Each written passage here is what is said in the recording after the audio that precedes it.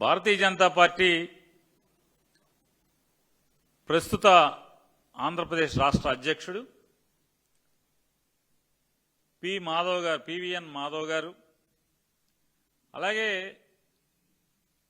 Bharatiya Janata party పూర్వపు అధ్యక్షురాలు దగ్గుపాటి పురంధేశ్వరి గారు, వీరిద్దరూ కూడా ఒకే రోజు ఒకే సమయానికి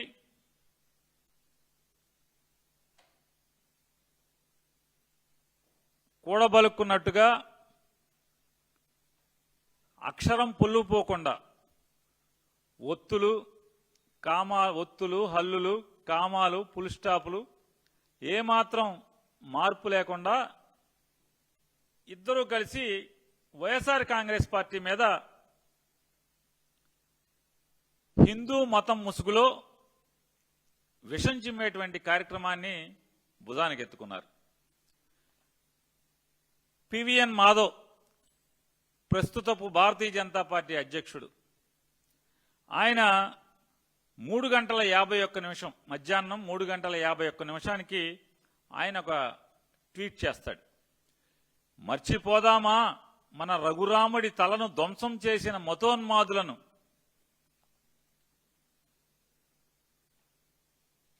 అంటే ఎన్నాళ్ళయిందండి విజయనగరం జిల్లాలో రాముడి విగ్రహాన్ని ధ్వంసం చేసి ఎన్నేళ్లయింది? ఇవాళ మాట్లాడుతున్నాడు.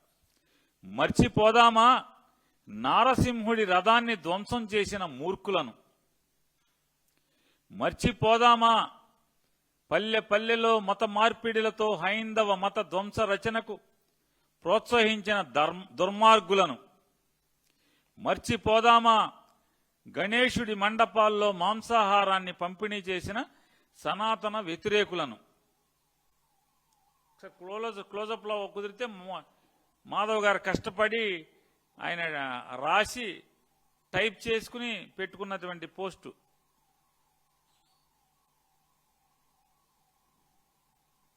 ఆయన రాశాడు 4:55 అంటే ఇంకా గంట లోపు అనమాట. అంటే బహుశా ఆవిడేదో కొన్ని ఎడిటింగ్ చేసినట్టున్నారు. అంటే కింద ఆయన ఖండిద్దాం హిందూ వ్యతిరేక విధానాలను అమలు చేస్తున్న వైఎస్ఆర్సీపీ దమనకాండను. బహుశా ఆ మొక్క తీసేసినట్టుంది. ఇద్దరు ఒక టైంకే పెట్టినట్టున్నారు.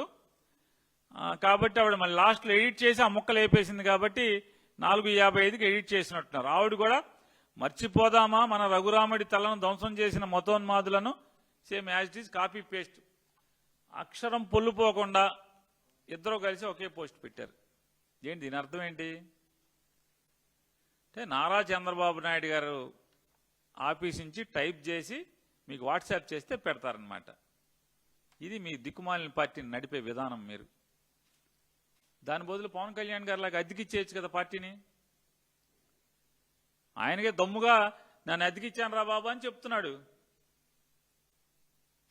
అలాగే ప్రవర్తిస్తున్నాడు. మీరు కూడా మేము భారతీయ జనతా పార్టీని కూడా షామియానా కోట్లో షామియానా లాగా లేదా కుర్చీలాగా అద్దెకిచ్చామని చెప్పండి చంద్రబాబుకి. నేను వారిని అడుగుతున్నాను, మర్చిపోదామా మన రఘురాముడి తలను ధ్వంసం చేసిన మతోన్మాదులను. ఎవడు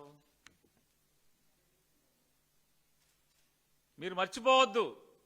కానీ మీరు మర్చిపోయిన విషయం ఏంటంటే ఆ రఘురాముడి తలను ధ్వంసం చేసినవాడు ఎవడు? మీ కూటమి సభ్యుడు. మీ కూటమి సభ్యుడాడు. ఇది మర్చిపోయారు. రఘురాముడి తల మేము మర్చిపోమని చెప్పలేదు ఎవరు.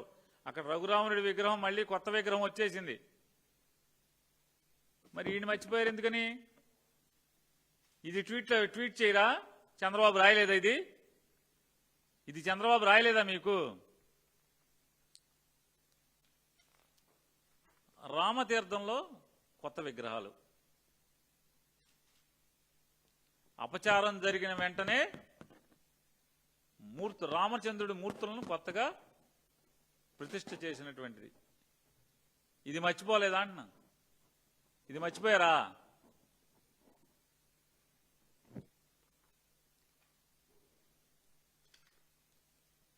మర్చిపోదామా నారసింహుడి రథాన్ని ధ్వంసం చేసిన మూర్ఖులను. మీరు మర్చిపోవద్దు. మాధవ్ గారు, పురంధేశ్వరి గారు, మీ ఆధ్వర్యంలో, మీ అమిత్ షా గారి ఆధ్వర్యంలో నడుస్తున్నటువంటి సిబిఐని ఎంక్వైరీ చేయమని చెప్పని మా ప్రభుత్వం అప్పచెప్పి సంవత్సరాలైంది. నారసింహుడు రథాన్ని ఎవరు అగ్నికి ఆహుతి చేశారో, ధ్వంసం చేశారో అని ఇంతవరకు సిబిఐ దాని మీద క్విక్ కైక్ మంటల. మీదేగా గవర్నమెంట్, పట్టుకోరా, ముద్దాయిని పట్టుకోరా అంటున్నా. ఇది కొద్ది మాసాల్లోనే వైఎస్ఆర్సీపీ గవర్నమెంట్ తప్పుడు ఎదవలు ధ్వంసం చేసినటువంటి స్వామివారి నారసింహుడి రథాన్ని పునర్నిర్మాణం చేసి స్వామివారి సేవలకు అంకితం చేసినటువంటి చరిత్ర జగన్మోహన్ రెడ్డి గారి ప్రభుత్వాన్ని. ఇది మర్చిపోయారా? నేను ఇంకోటి కూడా మీకు గుర్తు చేస్తా. మర్చిపోదామా అని. మర్చిపోదామా, భారతీయ జనతా పార్టీ ఆంధ్రప్రదేశ్లో ప్రభుత్వం నడుపుతున్నప్పుడు, తాడేపల్లిగూడెంలో భారతీయ జనతా పార్టీ ఎమ్మెల్యే ఉన్నప్పుడు, తాడేపల్లిగూడెంలో రథం పెంటపాడనే గ్రామంలో స్వామివారి ఆలయంలో ఉన్నటువంటి రథాన్ని దహనం చేస్తే, ధ్వంసం చేస్తే కేసు లేదు, ముద్దాయిని పట్టుకోలేదు, రథాన్ని ఇంతవరకు పునర్నిర్మాణం చేయలేదు. మర్చిపోదామా? భారతీయ జనతా పార్టీ తెలుగుదేశం కలిసి చేసినటువంటి పాపాలని మర్చిపోదామా? ఇది మర్చిపోయారా? తిరుమలలో 1000 కాళ్ల మండపాన్ని ధ్వంసం చేసిన మీ పార్ట్నర్, తిరుమల సాక్షాత్తు కలియుగ దైవం శ్రీ వెంకటేశ్వర స్వామి వారి 1000 కాళ్ల మండపాన్ని తిరుమలలో 7 కొండల మీద ధ్వంసం చేసినటువంటి సంఘటనని మర్చిపోదామా? పెట్టపోయారా? పెట్టరా? చంద్రబాబు రాయలేదా?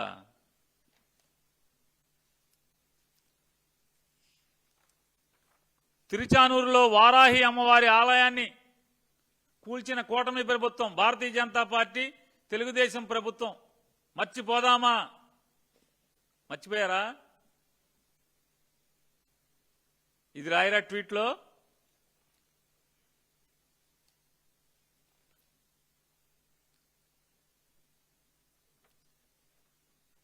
ఈ తిరుచానూరులో వారాహి అమ్మవారిని ధ్వంసం చేసినటువంటి ముద్దాయిని మరిచిపోదామా?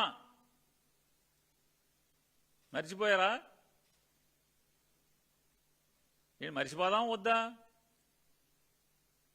తెలుగుదేశం వాడు, తెలుగుదేశం టైంలో, మీ టైంలో, మీ ప్రభుత్వం, అసలు ఆంధ్రప్రదేశ్ రాష్ట్రంలో ఆలయాలు అత్యధికంగా ధ్వంసం జరిగిన, దేవుడికి అవమానం జరిగిన, హిందూ మతానికి అవమానం జరిగిన భారతీయ జనతా పార్టీ తెలుగుదేశం కలిసి ఉన్నప్పుడే జరుగుతుంది ఆంధ్ర రాష్ట్రంలో. అత్యధికంగా ఈ పాపాలన్నీ ఒడిగట్టుకునేది మీరే. భారతీయ జనతా పార్టీ తెలుగుదేశం పార్టీ ప్రభుత్వం గోదావరి పుష్కరాల తొక్కిసలాట 31 మందో 35 మందో ప్రాణాలను హరించారు. మరిచిపోదామా? పుష్కరాలు మళ్ళీ వస్తున్నాయి, పుష్కరాలు మళ్ళీ వస్తున్నాయి. పురంధేశ్వరి గారు, మాధవ్ గారు, మరిచిపోదామా? పుష్కరాలు మళ్ళీ వస్తున్నాయి. 12 ఏళ్ళు అయిపోయింది అప్పుడే. ఇది మర్చిపోకండి, ఇది గుర్తుపెట్టుకోండి. మా ప్రభుత్వంలో శిథిలావస్థకు చేరినటువంటి ఒక ఆలయాన్ని, బొక్కులమాత ఆలయాన్ని పునర్నిర్మాణం ఎక్కడన్నా మీ ఏలుబడిలో ఇటువంటి గుడి కట్టారా? ఎక్కడన్నా గొప్పగా కొత్త అంటే ఆలయాన్ని జీర్ణం అవుతుంటే ఎక్కడన్నా కట్టారా? మర్చిపోదామా? సింహాచలంలో నారసింహుడి చందనోత్సవంలో కూటమి ప్రభుత్వం, భారతీయ జనతా పార్టీ తెలుగుదేశం ప్రభుత్వం యొక్క నిర్వాకంతో గోడ కూలటం వల్ల భక్తులు మరణించారని మరిచిపోదామా?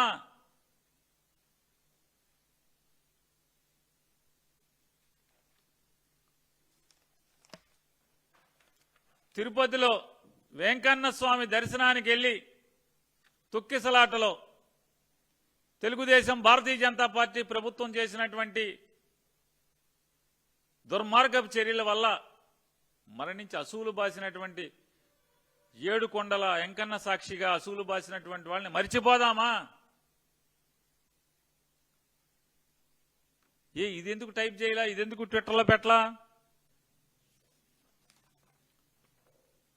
భారతీయ జనతా పార్టీ ప్రభుత్వం, తెలుగుదేశం ప్రభుత్వం రెండిట్లో మీరిద్దరూ కలిసి కూల్చివేసిన ప్రసిద్ధ కాశీనాయన క్షేత్రం మరిచిపోదామా? మర్చిపోదామా?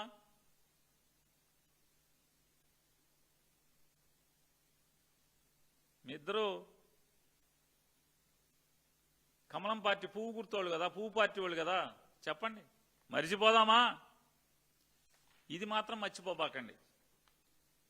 ఆగస్టు 7, 2023 ముఖ్యమంత్రి హోదాలో వైఎస్ జగన్మోహన్ రెడ్డి గారు కాశీనాయన క్షేత్రం అడవిని ఆనుకున్న భూమిలో ఉన్నారు, దాన్ని అలాగే వాళ్ళకి ఇవ్వండి ఆ భూమిని అని చెప్పి ముఖ్యమంత్రి గారు రాశారు.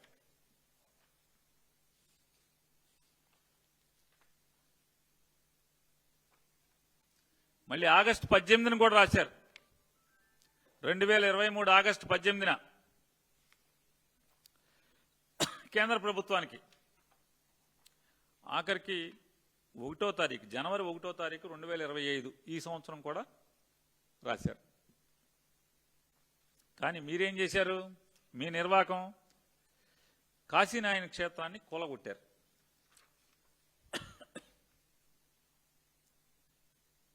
మర్చిపోదామా?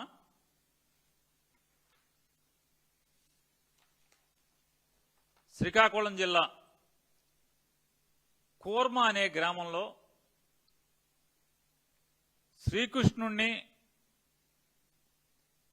శ్రీకృష్ణుడి యొక్క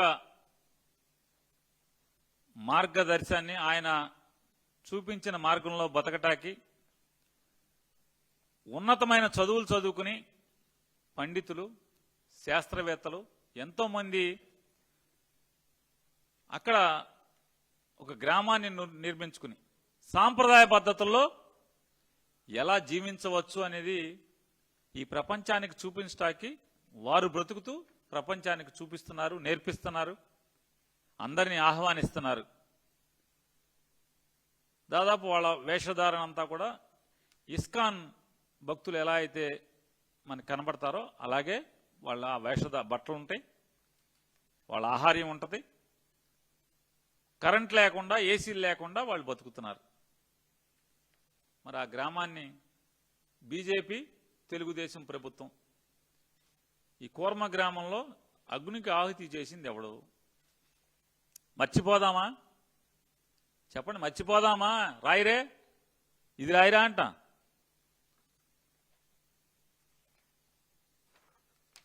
తెలుగుదేశం భారతీయ జనతా పార్టీ హయాంలో విజయవాడలో 200 ఆలయాల్ని చంద్రబాబు నాయుడు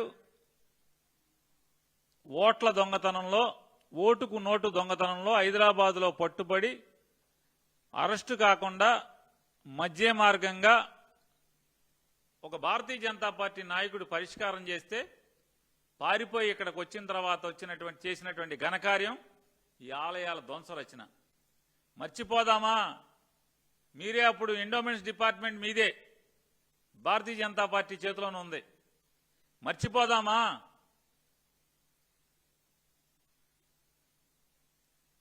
పూ పార్టీ మనుషులు చెప్పండి, మీ ఇద్దరు ఇవన్నీ మర్చిపోవద్దా? ఇవన్నీ మర్చిపోవాలా?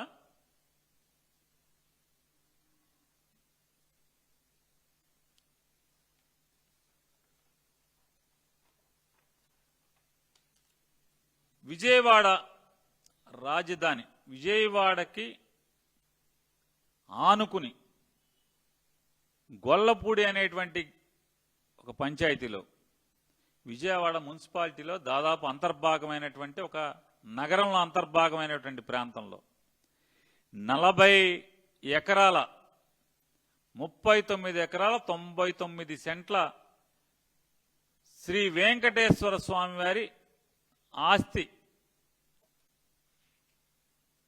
మీ కూటమి నాయకులు తెలుగుదేశం నాయకులు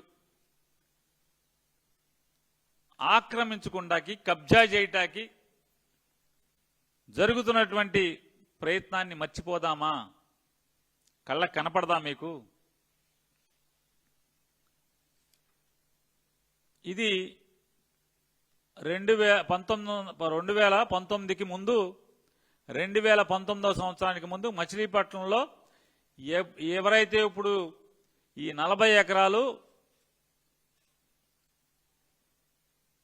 దోచుకుంటాకి ఆక్రమించుకుంటాకి ప్రయత్నం చేస్తున్నారో వారి యొక్క ఆ స్వామివారి యొక్క ఆలయ స్థితి చూడండి.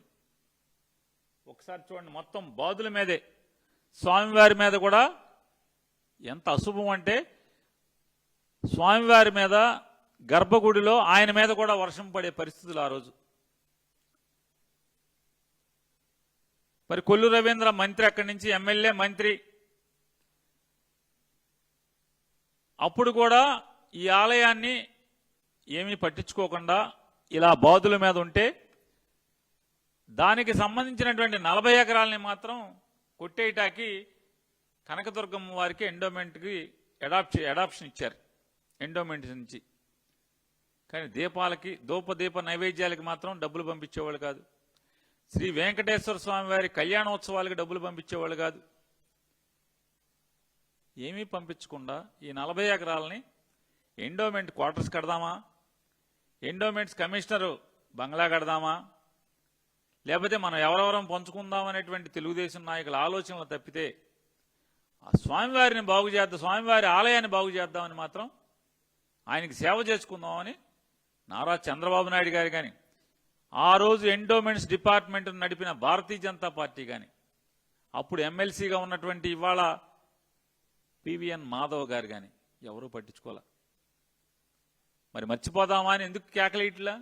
పెద్ద పెద్ద దీర్ఘాలు తీయాలిగా, మర్చిపోదామా అని దీర్ఘం ఎందుకు తీయట్లా? అప్పుడు ఇది లేదా, ఇది కనపట్టలేదా?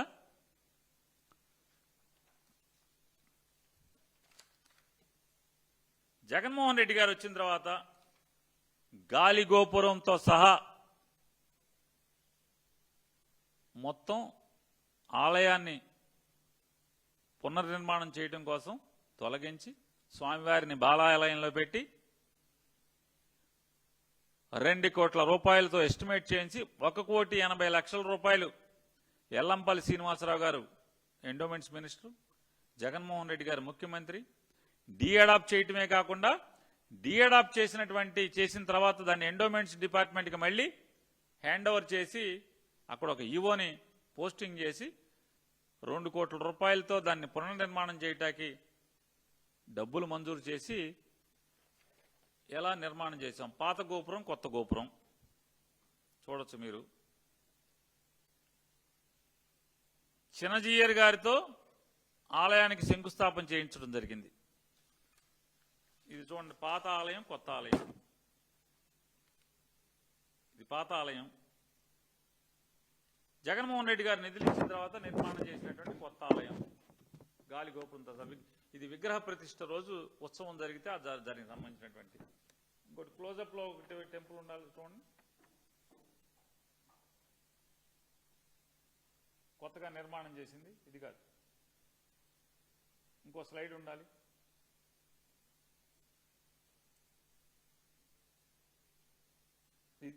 ఇదే అది గుడి లోపల నుంచి కనపడేటువంటి గుడి. ఇది మర్చిపోదామా? తెలుగుదేశం మీరు కలిసి చేసినటువంటి పాపాలను మర్చిపోదామా? దీర్ఘం తీరే ఇద్దరు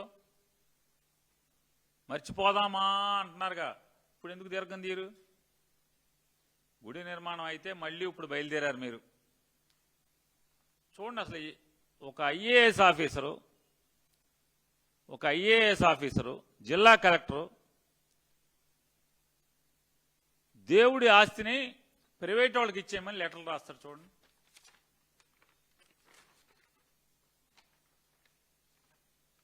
ఒకే రోజు చూడండి గమ్మత్తు, 22వ తారీఖు ఒకే రోజు జిల్లా కలెక్టర్ గారు ఎంత బాగా ఖాళీగా ఉన్నట్టున్నాడు. ఒకే రోజు 2 ఉత్తరాలు. Bharat golf private limited. నేను ఒకసారి మిమ్మల్ని అందరినీ కూడా రిక్వెస్ట్ చేస్తున్నా, మీడియా మిత్రులను కానీ, ఈ మరిచిపోదామా బ్యాచ్ని కూడా, ఈ భారత్ గోల్ఫ్ ప్రైవేట్ లిమిటెడ్ అనే కంపెనీ ఎప్పుడు కాన్స్టిట్యూట్ అయింది, అది కంపెనీ ఎప్పుడు పెట్టారో ఒకసారి నెట్లో కొట్టండి. భారత్ గోల్ఫ్ ప్రైవేట్ లిమిటెడ్ ఎప్పుడు ఈ కంపెనీ ఫార్మ్ అయింది కొట్టండి, మీకే తెలుసుగా.